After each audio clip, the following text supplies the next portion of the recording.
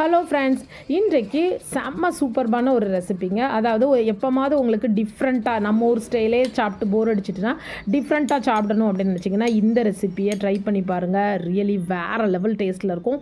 உங்கள் வீட்டில் உள்ள குட்டீஸ்லேருந்து பெரியவங்க வர ரொம்ப என்ஜாயாக சாப்பிடுவாங்க.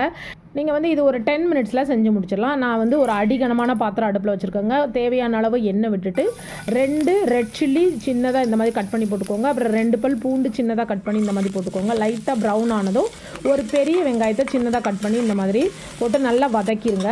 இந்த வெங்காயம் இந்த மாதிரி ஆனால் போதும். லைட்டாக கோல்டன் ப்ரௌன் ஆனதுக்கப்புறம் 2 நல்ல கனிந்த தக்காளி பழங்களை இந்த மாதிரி கட் பண்ணி போட்டுக்கோங்க. இது நல்லா வதங்குறதுக்கு கொஞ்சமாக நான் இப்போ உப்பு சேர்த்துருக்கேன்.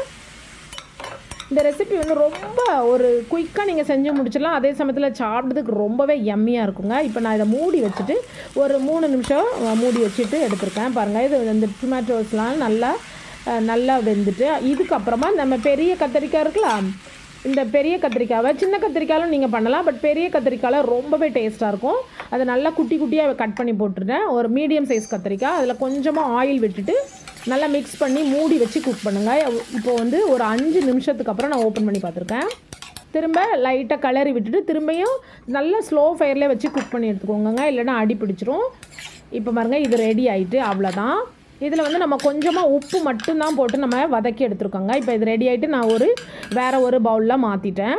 மாற்றினதுக்கப்புறம் உங்கள்கிட்ட இட்டாலியன் மிக்ஸ் ஹெர்ப்ஸ் இருந்தது அப்படின்னா இது ஒரு 2-3 பிஞ்ச் போட்டுக்கோங்க. அப்படி இல்லைன்னா உங்கள் வீட்டில் திருநீற்று பச்சிலை செடி இருந்ததுன்னா அதுலேருந்து ஒரு 4 இலையை கட் பண்ணி சின்னதாக கட் பண்ணி போட்டுக்கோங்க. நல்ல ஒரு மணமாக இருக்கும்.